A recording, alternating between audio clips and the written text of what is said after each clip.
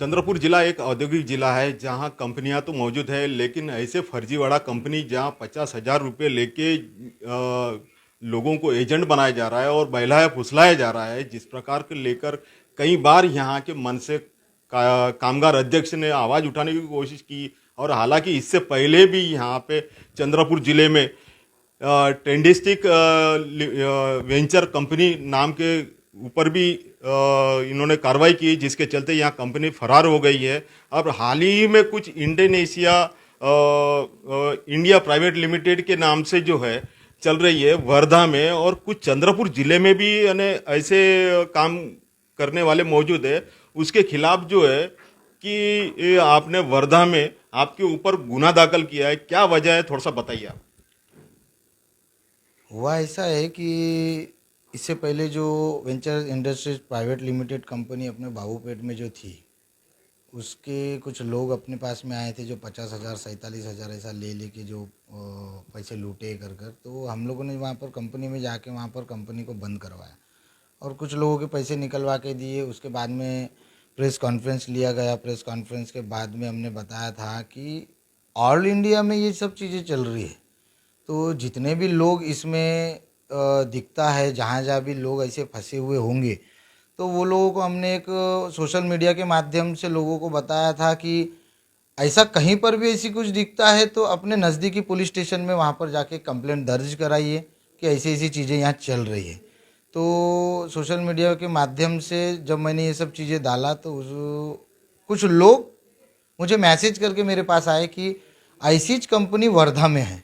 तो मैंने उनको बुलाया, ऑफिस में आए, वो उनकी तकरार लिया। मैं लेने के बाद में अपने चंद्रपुर ज़िले के पुलिस अधीक्षक साहब के पास में गया। जाने के बाद उनको बताया, सर जो अब मैंने तकरार आपको किया था कि यहाँ पर जो बाबूपेट में जो कंपनी थी वो कंपनी बंद हो गई है। सेम वैसी कंपनी 47,000 रुपये लेकर लोगों को सात पैंट 7 शर्ट 3-4 टाई देकर वैसी लूट रही है।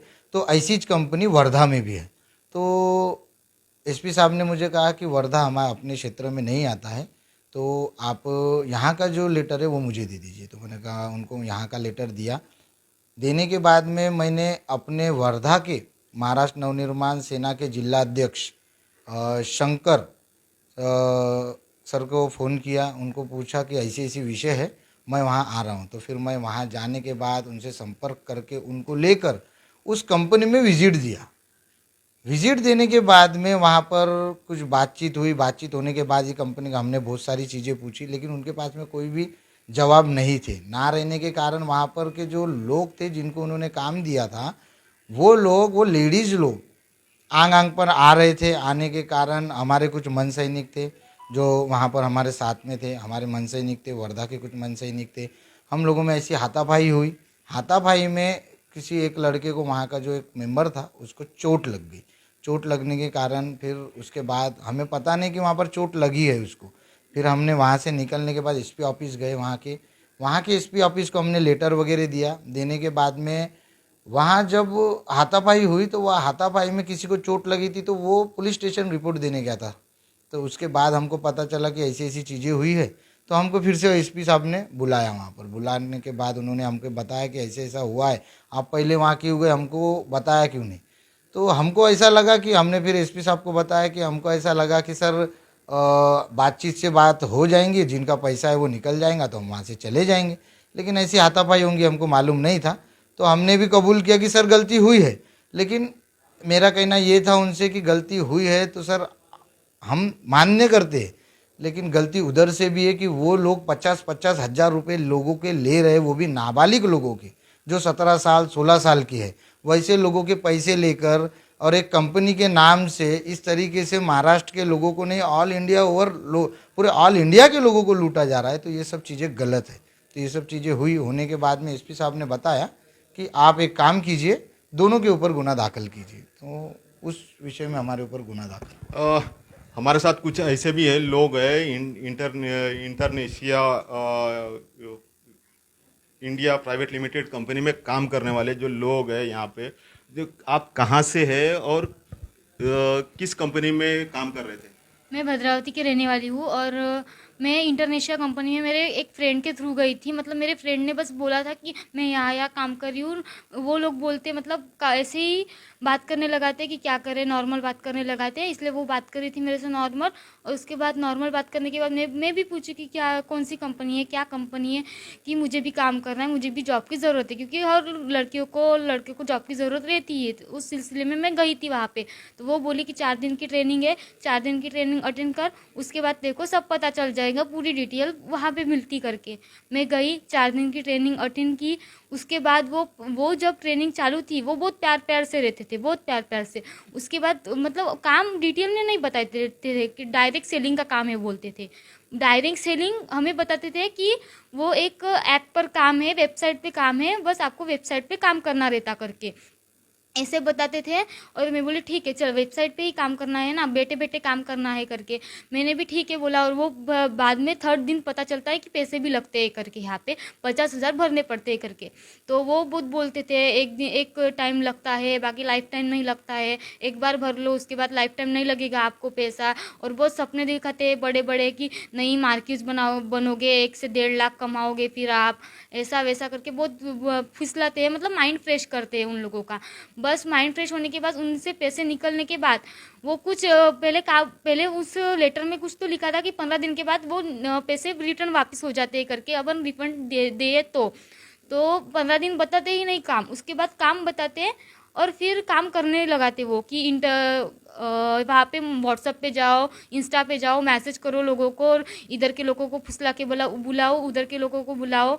मतलब ऐसे वो बताने के लिए बोलते थे कि नहीं ऐप पर काम है। और वो काम काम ऐप पर नहीं रहता था, वो लोगों को ज्वाइन करने का काम रहता था वहाँ पे। और वो उनका स्टॉक जो रहता था 50,000 भर के, वो बोलते थे उस 50,000 भरने में आपका स्टॉक आएगा और आपको लाइसेंस मिलेंगे कंपनी के तरफ से, बिजनेस करने के लाइसेंस मिलेंगे करके वो ऐसा बोलते थे। उसके बाद लाइसेंस मिलते थे, ऐसे बोलते थे। हमने एक बार 50,000 भर भी दिए। उसके बाद वो बोल रहे थे कि 50,000 बोल का 1 भी रुपया नहीं लगेगा। उसके बाद वो काम करने लगाते थे हमें भी, वैसा ही उसको फंसाओ इसको फंसाओ, ऐसे काम करने लगाते थे हमें वो।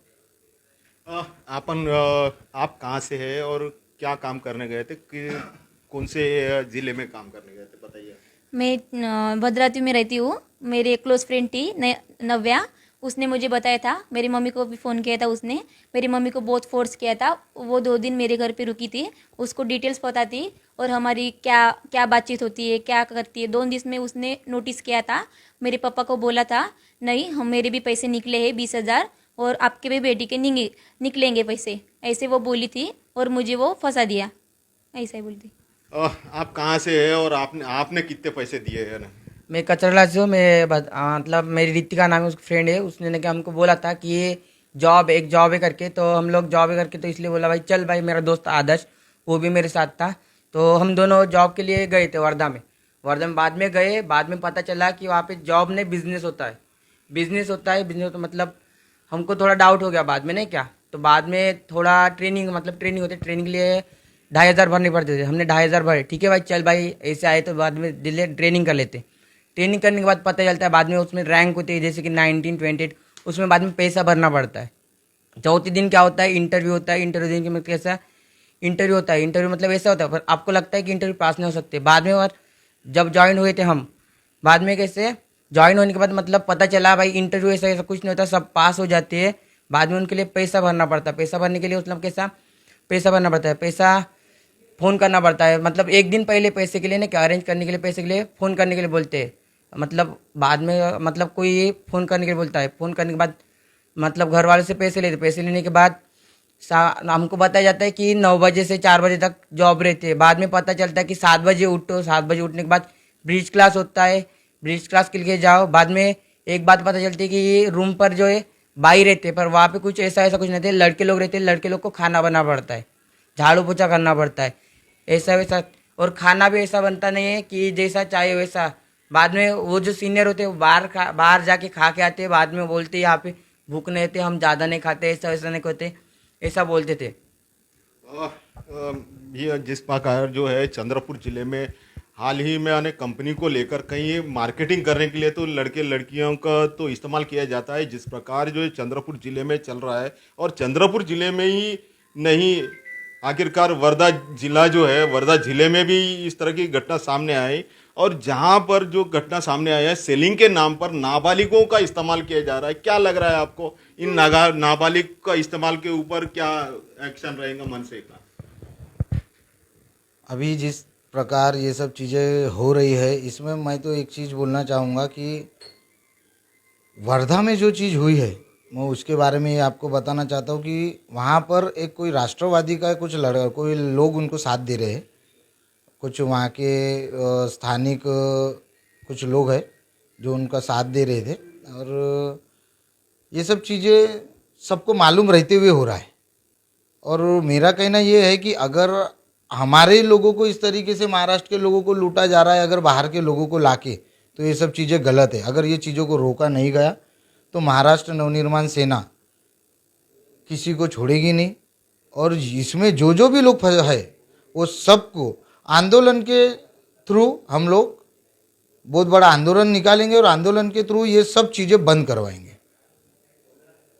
ये कहीं ना कहीं चंद्रपुर जिले में इस तरह की कंपनी, प्राइवेट कंपनियां जो है, बालिग से लेकर नाबालिग लड़कों का शिकार किया जाता है, ताकि आने वाले जनरेशन में जो है, जिस प्रकार जो चल रहा है, चंद्रपुर जिला हो या वर्धा हो या कहीं ना कहीं ऑल ओवर इंडिया में, जैसे कई कंपनियों ने अपने फल फूलने के लिए नाबालिग लड़कियों का तक का इस्तेमाल किया है, ताकि उन नाबालिग लड़कियों के जरिए जो है, बच्चों के जरिए जो है पैसा निकाल सके। Ganesh Addur, BIG news, Chandrapur.